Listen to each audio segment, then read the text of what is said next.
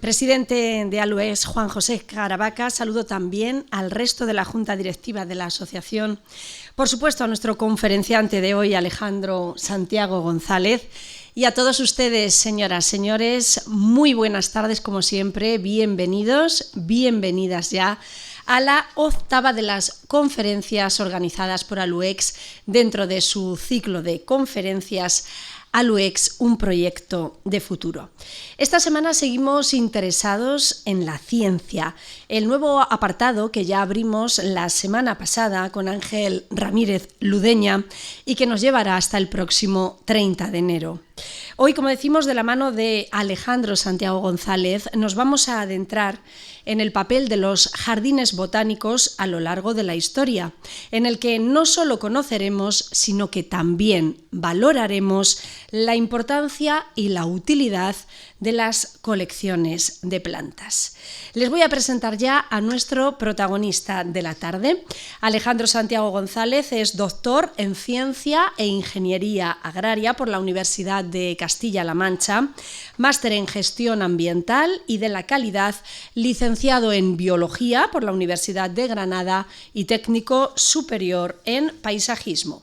Ha desarrollado su actividad profesional más relevante participando en proyectos de investigación y también de conservación de especie de flora silvestre amenazada o endémica en la región, en la Universidad de Castilla-La Mancha, y desde 2011 es conservador del Jardín Botánico de Castilla-La Mancha y del Banco de Gemoplasma también del Jardín Botánico de nuestra región.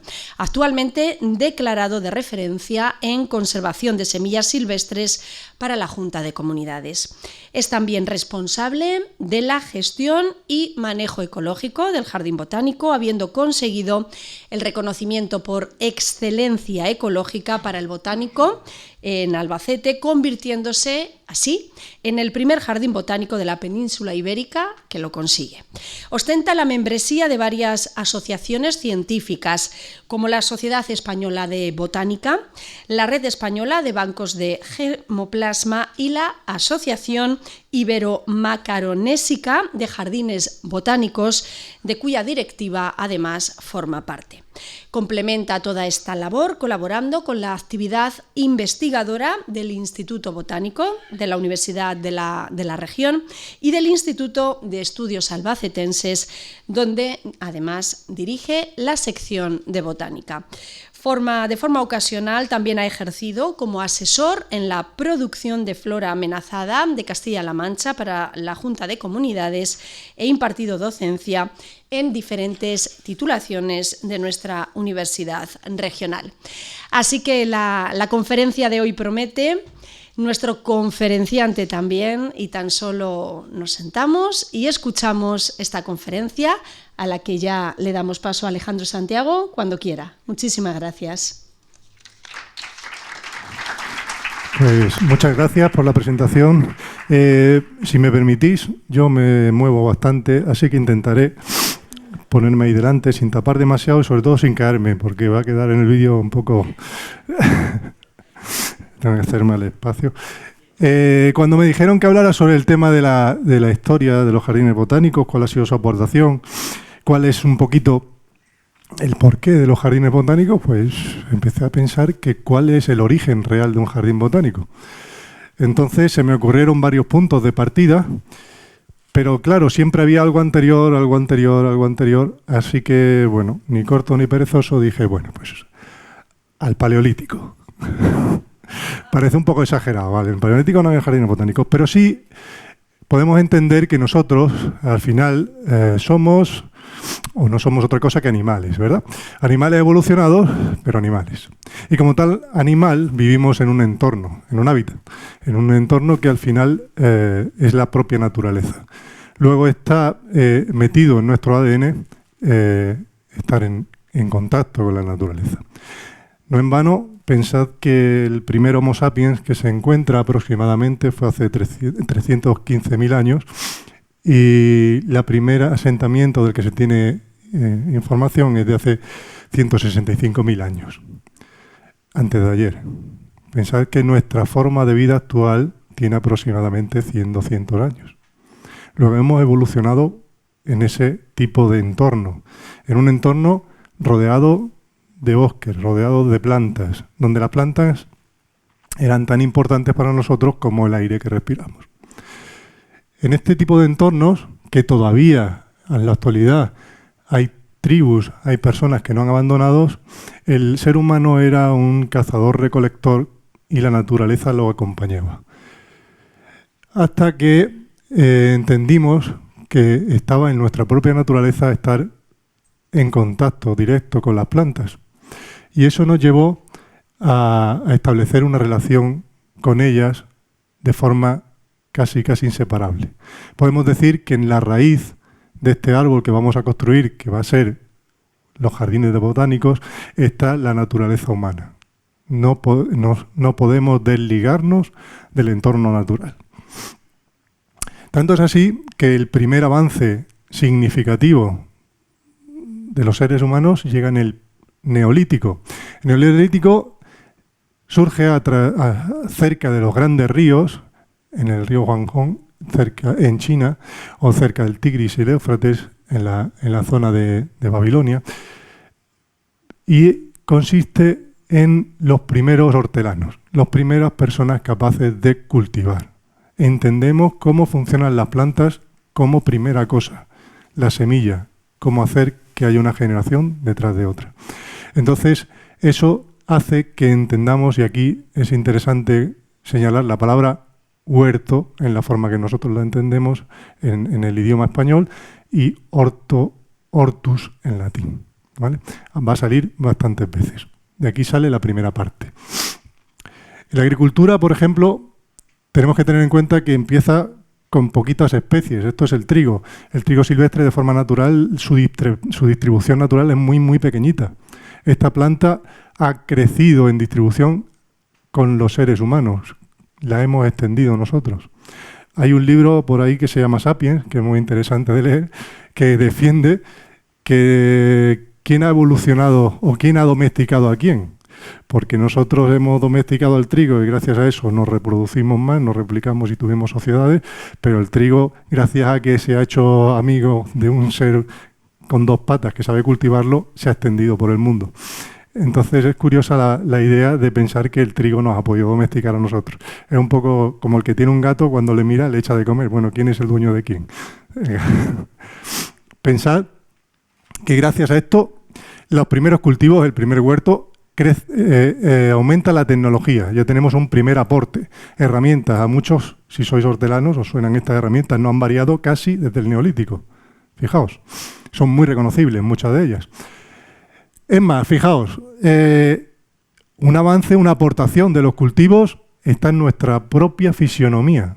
Llevamos 350.000 años evolucionando y a partir de los 160 de pronto cambia nuestro cráneo. Hacer una prueba, decir la palabra feo, esa F, somos capaces de hacerla porque descubrimos cómo sembrar la tierra.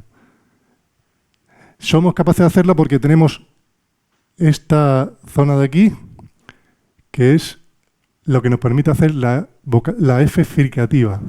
Y eso es porque podemos comer comida triturada, blanda. No tenemos que sacar a mordiscos la carne. Y ese avance es un avance que nos produce el haber cultivado, el ser capaces de tener ese hortus, los huertos. Por lo tanto, si en las raíces de ese árbol que representa los jardines botánicos está la naturaleza humana, en la base está la agricultura, el haber dominado el cultivo. ¿Okay? En la Edad Antigua, que empieza aproximadamente hace 4.000 años antes de Cristo y llega hasta el siglo V, que es la época en la que coincide con la caída del Imperio Romano de Occidente, o el año 476 más o menos, tenemos los primeros jardines, realmente jardines, que se hacían con la idea de establecer un interés comercial, dominar el cultivo de las plantas y además establecer una ostentación de poder. una ostentación de trascendencia política, de trascendencia personal, de Tutmosis III, que lo hizo, quería ser, pues eso, el faraón que, mira, que tiene un jardín, ¿vale? Entonces es una muestra de poder. Dice la mitología china, que es Zheng Nung, que no sabemos si era un nombre mitológico o no, hacia el siglo XXVIII a.C., o sea, antes de ayer, ya cultivaba plantas con fines medicinales. Y su idea era tener una colección de plantas con interés medicinal para curar enfermedades. Todos conocemos los jardines colgantes, ¿verdad? Babilonia. Pues eran jardines sagrados de los asirios y se cree que estos jardines que aparecen en la Biblia son el origen o la descripción de estos jardines es la que se usa como origen para el Edén. En el libro de Ezequiel, en el Génesis, aparece una descripción del Edén. Pues se cree que viene de esos jardines asirios. Entonces, entendemos que hay una idea de trascendencia detrás de los jardines. Trascendencia emocional, trascendencia espiritual, si queremos, y sobre todo trascendencia de poder. Los reyes estaban ligados con la idea de las deidades. Era todo un conjunto, ¿vale? Porque están muy pegados todavía a la naturaleza. Todo venía muy rodeado de naturaleza. Entonces, en el tronco podemos meter los primeros cultivos que tienen como intención la alimentación, la salud y la idea de trascendencia. Trascender al futuro. De hecho, una planta vive muchísimo más que nosotros. Si uno quiere sobrevivir en el tiempo 1000 años, planta un tejo. Y tiene una planta que puso hace 1000 años. ¿Vale? En el siglo I, el Imperio Romano se distribuye por todo el mundo conocido en aquella época y tenemos a un gran agrónomo como es Columela, que escribe sobre la agronomía, sobre la agricultura, sobre todo árboles frutales, o Dioscórides, muy importante, es un médico de las tropas de Nerón que se dedica a escribir cuál era el conocimiento médico que tenían sobre las plantas curativas todos los pueblos por los que iba pasando el Imperio Romano. Entonces coge lo que sabían los egipcios, lo que sabían los griegos y lo recopila. No es que lo cree nuevo, pero sí lo recopila. Y ese conocimiento perdura gracias a que él lo escribe. Fijaos qué interesante. Esto es una villa actual que está en Roma, que es Villa Livia, Livia era la mujer de César Augusto. Y esto que está dibujando aquí es la muestra de lo importante que eran para los romanos estos jardines. También por eso que hemos dicho de comida y ostentación y trascendencia. Estos romanos, estos huertos que tenían los romanos eran hortus, como hemos dicho antes, para ellos, que hortus significa, fijaos, cerrado. No significa otra cosa, significa cerrado. ¿Cerrado por qué? Porque tenemos la naturaleza, que está abierta, y nosotros tenemos el hortus, el cerrado, ¿vale? Nuestro cerrado. Pues el hortus conclusus, que quiere decir la parte de jardín cerrado que está dentro, todavía más cerrado, más concluido, más cerrado, ¿vale? Entonces, el hortus conclusus es lo que encontramos en los típicos patios de las villas romanas. En una zona donde ellos se relajaban, tenían amigos, etcétera, etcétera. Y esto, heredado de los romanos, es un paso fundamental para lo que va a venir después. En el siglo V, como hemos dicho, cae el Imperio Romano, ¿no? La invasión de Roma por los bárbaros, en el año 476, y empieza lo que se conoce por la Edad Media. En principio, todo el pensamiento de los clásicos se pierde. Hay una gran época de oscuridad, aunque ya veremos que no tanto. San Isidoro, en época visigótica, en España, escribe una cosa que se llaman las etimologías. Entiende que es una obra enciclopédica, un compendio del conocimiento que se tenía hasta entonces. Y en él incluye, por ejemplo, uno de los primeros intentos de hacer una sistemática sobre las plantas, de establecer un orden de cómo se llaman esas plantas, que es está muy, muy adelantado a su tiempo. Pensad que este hombre escribió esto en el año 570. Pues casi 1200 años antes que Linneo. De este tipo de conocimientos, de intento por recuperar lo que se había perdido del conocimiento del antiguo clásico, viene también lo que son en España los jardines de influencia musulmana. Porque pensad que cuando cae el Imperio Romano de Occidente, en el año 476, el Imperio Romano de Oriente no cae, sigue Bizancio. De hecho, sigue hasta el año 1490 y pico. Entonces, todos los árabes que llegan a la península ibérica lo hacen a través de la zona, son de la zona de Irán y Irak, y lo hacen a través de la zona de Bizancio. Luego, cuando llegan, traen todavía ese conocimiento antiguo, ese conocimiento clásico debajo del brazo e intentan reproducirlo en los lugares donde llegan. Entonces son adalides también de esa cultura clásica. De hecho, este toledano, de cuando Toledo era al-Ándalus, Ibn Basal, es uno de los principales agrónomos de su tiempo. Este es el Huerto del Rey, en Toledo. Es un ejemplo de esos primeros intentos de control de la agricultura y de un centro de experimentación agrícola, como podríamos decir hoy, donde ponían especies que venían desde esas zonas del Medio Oriente para intentar aclimatarlas a los nuevos terrenos.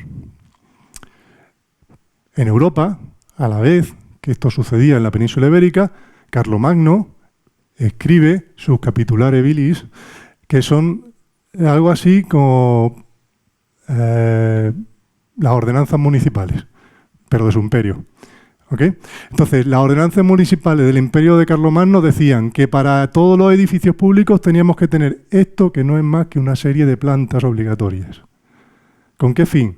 Con que en todos los lugares públicos tuvieran una serie de plantas que eran específicamente útiles para determinadas enfermedades. Con lo cual era como hacer un hospital en cada uno de los pueblos. Esto se basa en la estructura constructiva de los hortus conclusus de los romanos. Es decir, patios cerrados. Y estos son los claustros de los monasterios, que beben de esas fuentes latinas, de esas fuentes clásicas. De ahí salen estos jardines de simples en castellano o hortus academicus, hortus medicus en latín. Luego el siguiente paso sería el hortus medicus, ¿vale? Que es ese jardín de simples. Jardín de simples, fijaos qué bonito. Cuando vamos a una farmacia hoy en día, te hacen un complejo farmacéutico, ¿verdad? Pues ese complejo farmacéutico viene de eso. Yo tengo un cuadradito en el suelo con solo una planta, una simple. Otro cuadradito con otra planta, otro cuadradito con otra planta.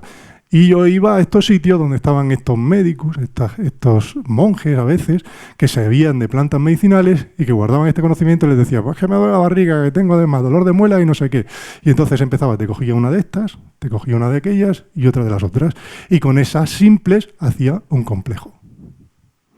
¿Vale? Pues ese es la base está en la base de los jardines botánicos. Ese tipo de jardines. Otro impulso a toda esta ciencia es la aparición de las primeras universidades.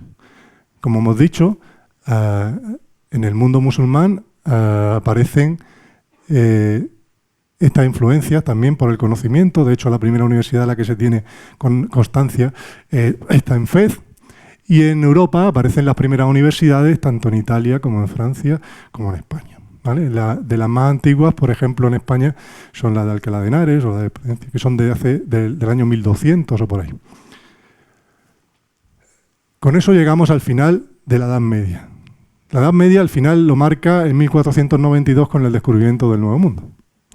Entonces, a partir de ese año entran en juego cosas distintas. Se hace el mundo de pronto más grande. Ya no es el Mare Nostrum de los romanos, sino que se hace más grande, se extiende. Y aparece un movimiento que es el del Renacimiento. Después de la periodo oscuro, que hemos visto que no lo fue tanto, de la Edad Media, aparece un movimiento, sobre todo en Italia, de Renacimiento. Fue en toda Europa, pero en Italia hubo grandes exponentes, y aparecen los primeros jardines botánicos en Italia. Son los primeros, sobre el 1500, el de Padua, el de Florencia, el de Pisa. Este es el Jardín Botánico de Pisa, está en italiano, Orto Botánico Pisano, de 1544. Fijaos cómo se parece mucho, mucho, mucho a esos jardines de simples, cuadrados, puestos ordenados y dentro de un entorno de hortus conclusus, de centro cerrado. Luego vamos sumando cositas a lo que al final hemos dado en llamar jardines botánicos. Pero esto ya podría ser, bueno, este ya lo es, de hecho. Fijaos, esto es una evolución donde los cuadraditos además hacen formas entre ellos geométricas, pero no deja de ser un hortus conclusus romano con los jardines de simple dentro. ¿Veis? Este es del 1544, de Padua también. En España, por ejemplo, tenemos aquí a Andrés Laguna, que fue médico cirujano de Carlos I y luego, posteriormente, de Felipe II.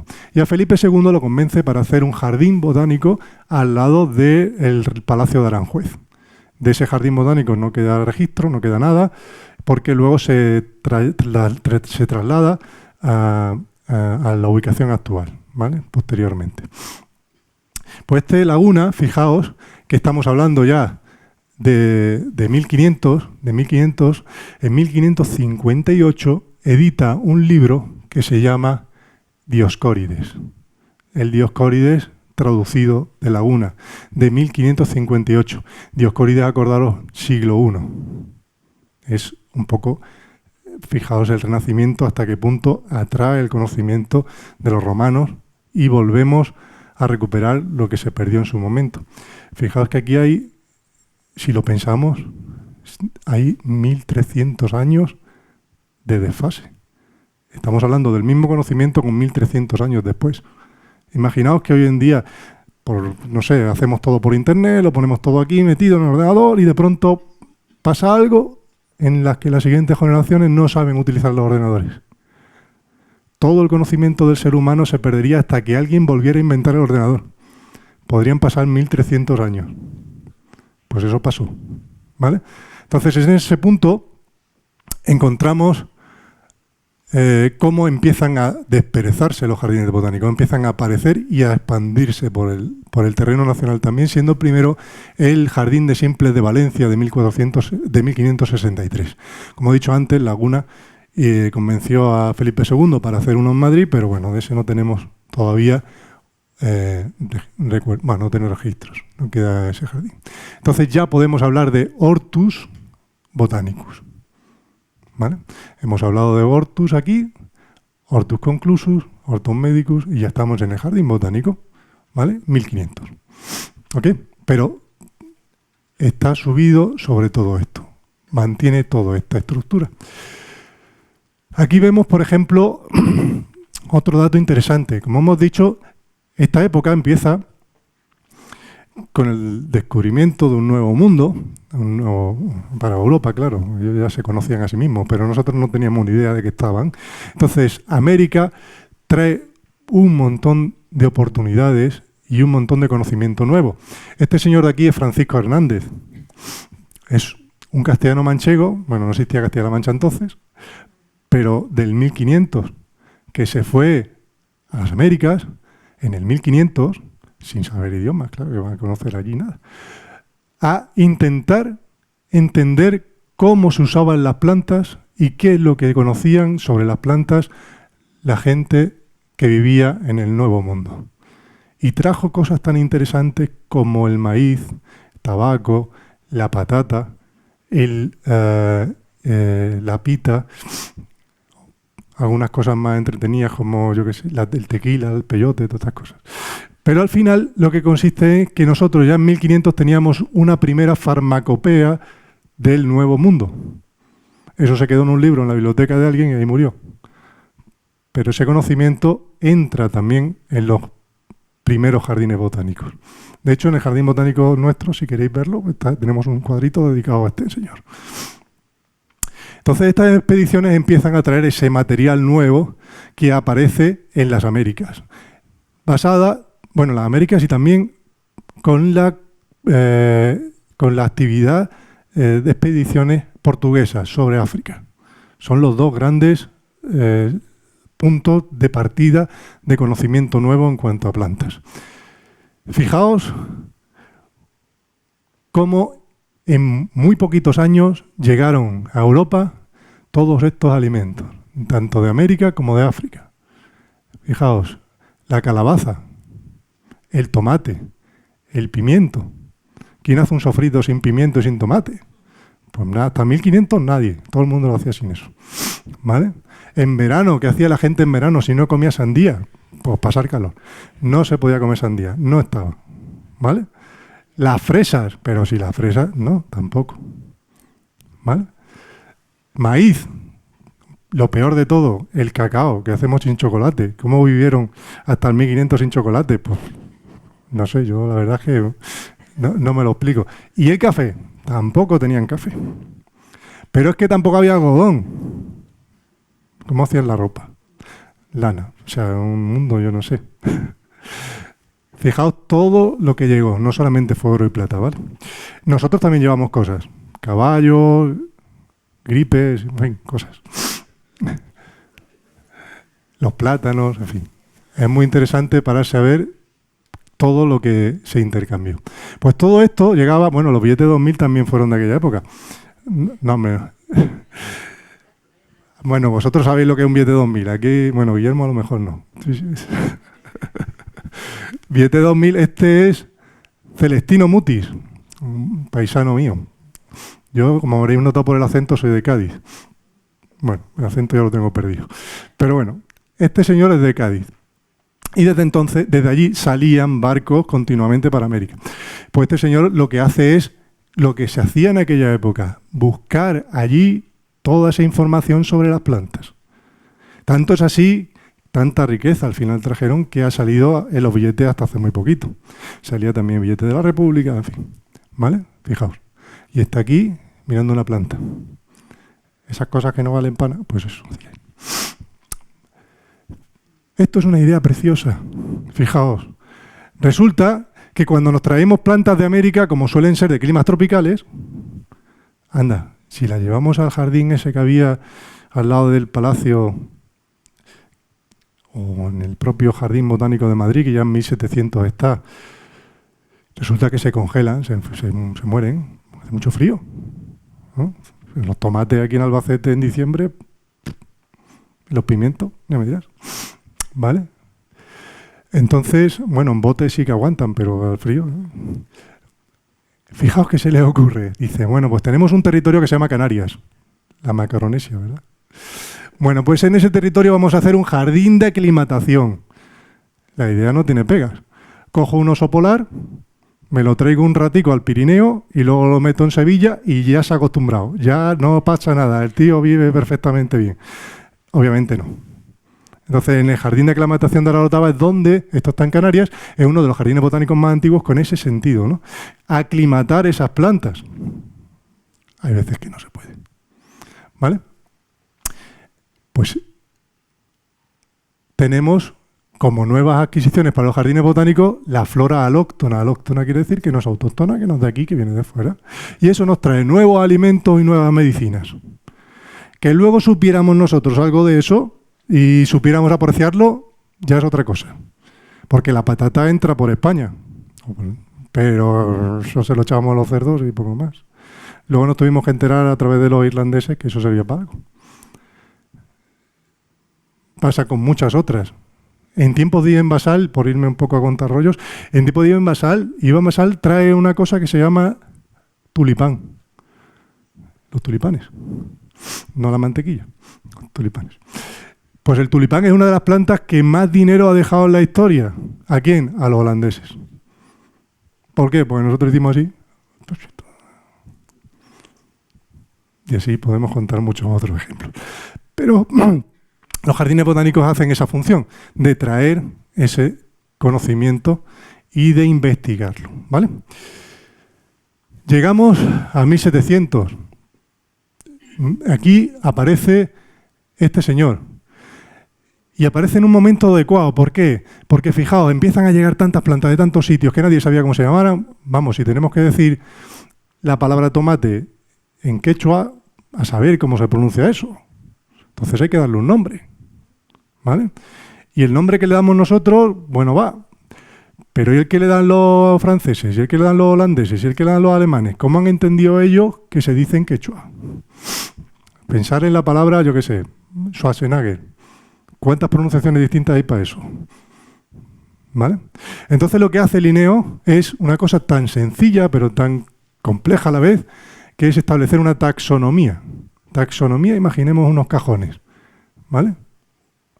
Si tenemos, ¿qué haríamos en nuestra casa si no tuviéramos un armario con cajones? Todo tirado por el suelo. Cuando tienes 2 cosas nada más, bueno, te enteras, pero cuando no y hay 7 niños allí, ¿qué haces? Te vuelves loco. Entonces, los calcetines con los calcetines, la ropa interior con la ropa interior, y eso es lo que hace Linneo, darle un orden a todo. De hecho, han existido herbarios desde el principio casi de lo que hemos estado hablando. Ya los egipcios tenían, este es el más antiguo. En la Edad Media también se les ponía nombre a las plantas, pero no había una idea común de nomenclatura, no había un nombre común científico. Es tan importante como inventar una lengua que entiendan todos. Fijaos lo que dice: sistema natural para los 3 reinos naturales, según clase, órdenes, género, especie, con las características, diferencias, sinónimos y localizaciones. Lo organiza todo. Y entonces nosotros nos podemos entender de pronto con cualquiera que hable ese mismo idioma. Fijaos que este es del Jardín Botánico de la Universidad de Uppsala, en Suecia. Nos entendemos. Y eso se aplica a los 3 reinos. Los 3 reinos para Linneo eran plantas, animales y minerales. No existían las bacterias, no se había llegado a eso todavía. Pero esa es la base de la ciencia, la taxonomía. Aquí la tenemos.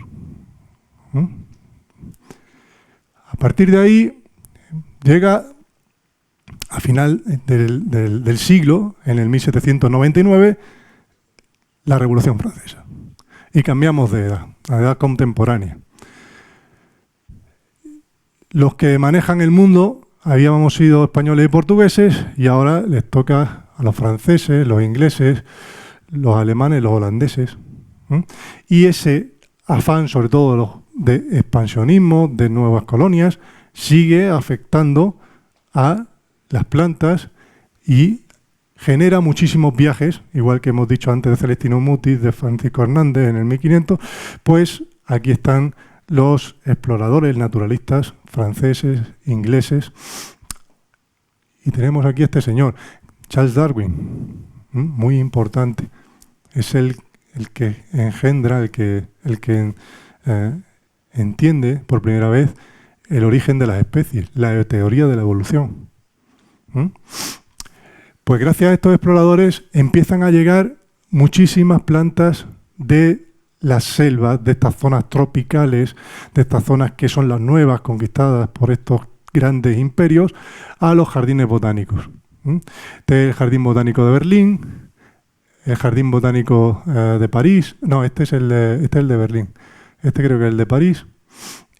Y este es Kew Garden, en Inglaterra. Todos aparecen más o menos sobre esa época.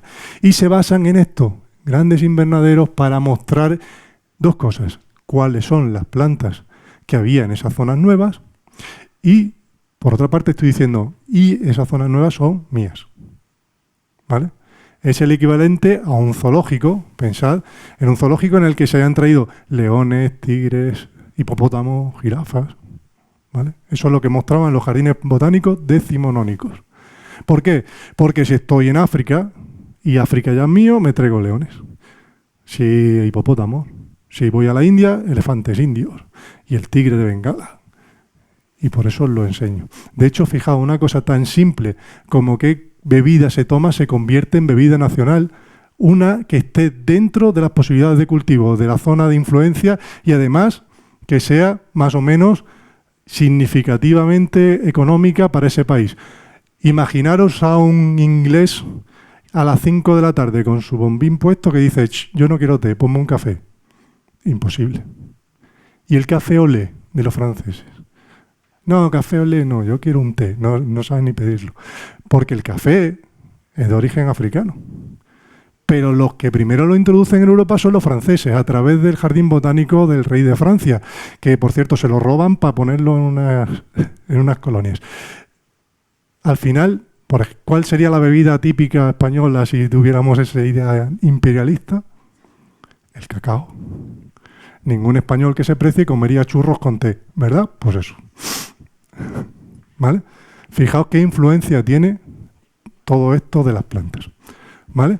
Y los jardines botánicos lo que venían a mostrar era eso. Y hasta hace muy poquito los jardines botánicos eran prácticamente esta idea decimonónica de poder, de manejo de la naturaleza, fijaos.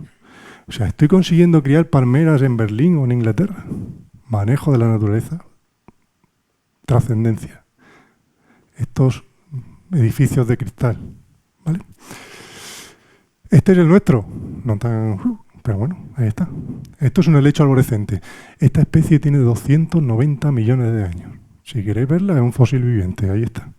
Vale, esto es un poco de publicidad gratuita. ¿Vale? Los jardines botánicos tenían esta pinta más o menos. Jardines clásicos. Todas estas son fotos del nuestro. Digo, el nuestro, el de todos nosotros, porque es de Albacete. No es que sea mío. Ácido acetil salicílico, fijaos qué interesante. Esta es una medicina que se ha desarrollado a través de plantas, con el conocimiento que se ha arrastrado desde toda esta época que hemos dicho. Los egipcios sabían que el sauce era un analgésico, curaba el dolor de espalda. ¿Vale? Imaginaros, estoy todo el día levantando piedra para hacer pirámides, porque el Tutmosis III quería que hiciéramos las pirámides, ¿tal? O el jardín de lo que fuera, y estoy ahí doblado, no me puedo mantener. ¿Tal? Y entonces veo un sauce, y el sauce hace esto. Pues ya está, los dioses me están diciendo en esa planta que es flexible, que yo si me tomo la planta voy a ser igual que flexible que ella. Y entonces, como los dioses lo saben todo y yo confío en los dioses, se la doy al esclavo para que pruebe. Si no le pasa nada, pues ya sabemos que eso iba bien. Y efectivamente el esclavo se queda al tío, estupendo, me ha ido muy bien, tal y cual.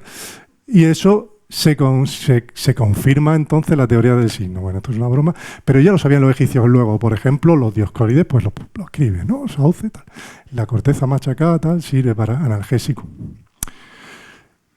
Luego, por otra parte, un investigador italiano descubre en una planta que se llama Spirea ulmaria, nombre de Linneo, van dos partes, género y especie, que el ácido espírico es igual que el ácido del sauce, ácido salicílico. Y además dice cómo lo saca. Lo escribe por ahí, lo publica, ya está. Entonces, fijaos, se escribe aspírico. Llegan los alemanes de Bayer y dicen, poco que saben los egipcios, más lo que saben los italianos, 2 más 2 son 4 y para mí. Lo único que hacen es, que no es poco, hacer una cosa que es muy inteligente, ver qué saben los demás y darle un detallito. La aspirina es el medicamento que más dinero ha dejado en la historia de las farmacias hasta hace muy poquito. Ahora explico cuál es el otro. Y entonces lo que hacen es, le ponen una cosa que es un acetilo, ácido acetil salicílico, ¿vale? ¿Por qué el acetilo? Porque al cerebro lo protege una barrera que es grasa. Y como todos sabemos, las barreras grasas no son fáciles de atravesar nada más que para el alcohol. De hecho, algunos, bueno, nosotros no, que somos todos astemios, pero algunos si se toma un vinillo de más sabe que se le sube a la cabeza, porque lleva alcohol. Entonces, el único tóxico que llega hasta el cerebro. Pues ese alcohol que le añado al ácido salicílico hace que de pronto eso que era antiinflamatorio y analgésico a nivel de la columna, a la espalda, que le quitaba el dolor al egipcio, de pronto me quita, atención, el dolor de cabeza. Primer medicamento del mundo que quita el dolor de cabeza. A comprarlo todo el mundo como locos. Porque era la primera vez que se curaba el dolor de cabeza. Fijaos qué mundos más duros. O sea, mundos sin poder curarte el dolor de cabeza. Mundos sin chocolate. O sea, no sabemos lo que tenemos. sin café, sin té. No sabemos lo que tenemos. Bueno, pues esto del ácido acetil salicílico es un ejemplo de cómo han ido avanzando los conocimientos científicos gracias a esa construcción de unos sobre otros, ¿no? Para recochineo los de Bayern le pusieron aspirina, ácido aspírico, que es lo que había descubierto el italiano y no se llevó un duro. Esto se lo llevaron todo, ¿vale? Como lo prometido es deuda, el medicamento que ha sustituido a este es la Viagra. No me preguntes por qué, pero es el que más dinero ha dejado después de este, ¿vale? Bueno, después de este entretenimiento, fijaos, lo que hemos llegado a la conclusión de que la investigación es muy importante en los jardines botánicos, la investigación sobre plantas. Y esto que estamos haciendo ahora, la divulgación de ese conocimiento, ¿vale? Y ahora llegamos al siglo XX. Como no hemos reído un rato, pues ahora llega una parte un poco más fea. Siglo XX, ¿qué hemos hecho? Hay una revolución industrial a finales de 1800. Hay guerras mundiales, 2, y no sabemos si 3, o las que haya ya. Hay cambios climáticos.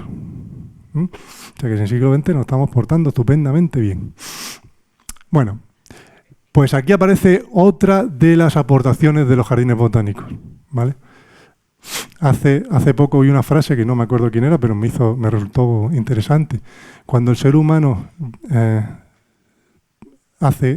llama a la técnica comparece. Es decir, la ciencia siempre está para ayudarnos a superar los palitos de la rueda que nos vamos metiendo. Entonces, esto es conservación. Fijaos. Conservación de estas semillas en estos frasquitos se llama conservación ex situ, la que se hace fuera del sitio. Un parque natural es conservación in situ, en el sitio, y una conservación que se hace en un jardín botánico es ex situ, fuera del sitio. Pues eso es uno de los fundamentos actuales de los jardines botánicos. Ya no somos jardines decimonónicos en los que teníamos que exponer la palmera, el eucalipto, el no sé qué, el tigre, el león, la pantera, sino que tenemos que proteger lo que está en nuestro suelo.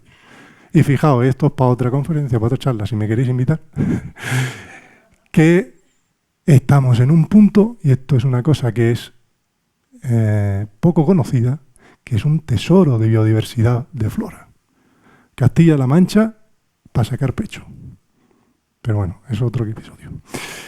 Fijaos, conservación. Este es el jardín botánico nuestro. Distinto de esos grandes invernaderos donde se exponían estos zoológicos de plantas. Conservación de la naturaleza tal y como aparece en el campo, intentando demostrar que la biodiversidad es posible, cómo funciona, cómo se investiga sobre ella, ¿vale? Y este es el último punto y más importante de todos los que hemos visto que tienen ahora que aportar los jardines botánicos. De hecho, en nuestro jardín botánico, como antes hemos dicho, el Jardín Botánico de Castilla-La Mancha es un jardín botánico que está hecho en ecológico. Tiene 2.100 especies, 28.000 plantas. Todas ellas cultivadas con un objetivo de conservación. Pues nada, esta es la pequeña charla, espero que os haya gustado. Muchas gracias. Muchísimas gracias, Alejandro. Además, yo creo que nos ha gustado mucho ese árbol que se ha ido llenando, que se parece mucho al nuestro, al de Aluex, que también es un árbol de conocimiento y que con la conferencia de hoy pues se ha llenado con un poquito más de este. Tenemos tiempo para formular preguntas, así que quien lo desee ya sabe, puede levantar la mano y hacia allí me dirijo para que puedan formular la misma. Voy.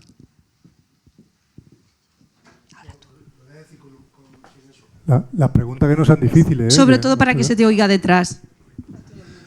Alejandro, buenas tardes. Buenas. Has estado comentando antes cuando los españoles vamos a América, que nos traemos un montón de plantas, las solanáceas, el pimiento, el tomate, la patata, tal, el chocolate, que, bueno, pues de alguna forma no teníamos ni el chocolate ni el café y demás. No es cierto que teníamos algo tendríamos que comer en España, ¿no? Entonces, no había unas plantas que eran sucedáneas. Por ejemplo, yo con la bellota una vez conseguí hacer un sucedáneo del café, o con la chicoria. Sí, de hecho, por ejemplo... O con la algarroba, no sé si ya estaba en aquella época. Del chocolate. Sí, pero fíjate, no sé si se escucha o se copla. Fíjate que curioso que en todos los continentes, Bueno, sí había, claro que había plantas que se comían, leguminosas, cereales, pero las leguminosas y los cereales sobre todo las leguminosas tienen una proteína muy interesante cuando se combinan los aminoácidos de las leguminosas con los cereales, ¿vale? Los dos combinados, por eso hemos comido históricamente las lentejas con arroz, o se han comido los garbanzos con trigo, para mezclar las dos porque consiguen las mismas proteínas que un filete. Y cuando no se tenía acceso a la carne, pues con esos dos construye esos aminoácidos que te hacen falta. Pero las leguminosas tienen una digestión muy mala. De hecho, en la forma silvestre de las leguminosas son casi todas venenosas. Por eso se abrazan estas plantas. Bueno, las solanáceas también lo son, pero ya venían cultivadas y domesticadas por los pueblos americanos. Y con lo que preguntabas antes del chocolate, sí que hay sucedáneos, pero hay una cosa que me faltaba. Es curioso que en todos los continentes hay alguna planta de estas que son, digamos, que tienen espabilina. El café, el té, el chocolate. Menos en Europa. Se ve que en Europa ya éramos espabilados de sobra y no nos ha hecho falta. Entonces hemos adoptado todas esas, ¿no? Entonces es una cuestión de que esta globalización de flora que llegó en esa época mejoraba las condiciones de alimentación del pueblo y hizo que sobrevivieran. De hecho, las grandes hambrunas islandesas se superan por la patata, no por los cultivos europeos.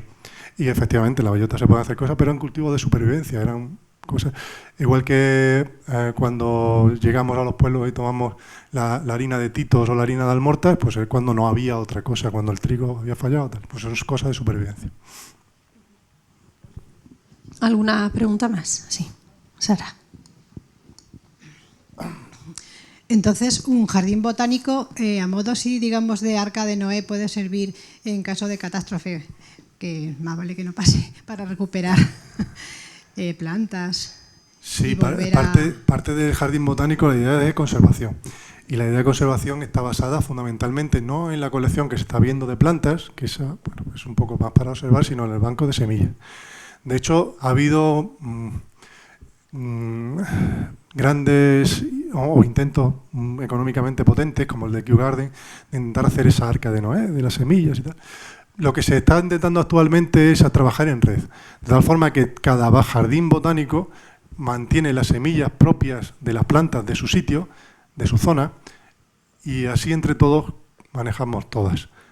Esas ideas de mantenerlas en un solo sitio eran ideas que aparecieron después de la Segunda Guerra Mundial y intervenían un poco en el sentido de que las grandes potencias eran las que querían tener controlado ese tipo de recursos, porque entendían que el que dominara las plantas podía dominar la alimentación, la medicina. Y ahora se llega a esta conclusión, que se reparte cada uno lo suyo. De hecho, fíjate, en Castilla-La Mancha aproximadamente habrá unas 4.500 especies silvestres.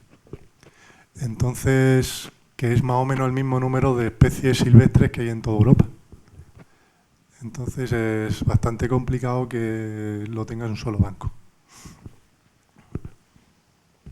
¿Alguna pregunta más?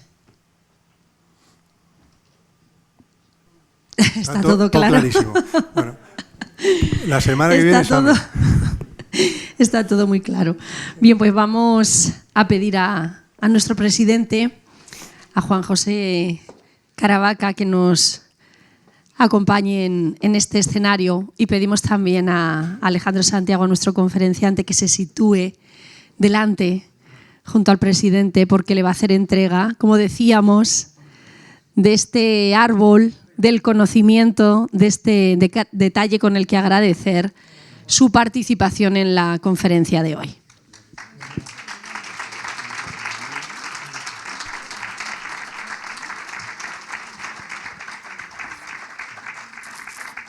Ahora hacia acá, para que Paco también haga las fotos. Y mientras tanto, les recuerdo que la próxima conferencia tendrá lugar ya después de este descanso navideño. Será el lunes 16 de enero, también a las 18:30 horas de la tarde. Y la conferencia será impartida por un conocido, por Pablo Ferrandis Gotor, doctor en biología vegetal, quien hablará de la naturaleza frente al cambio climático. Así que, en nombre de toda la familia de Aluex, les deseamos felices fiestas, feliz Navidad, feliz Año Nuevo, y el 16 de enero nos volvemos a encontrar. Muchísimas gracias.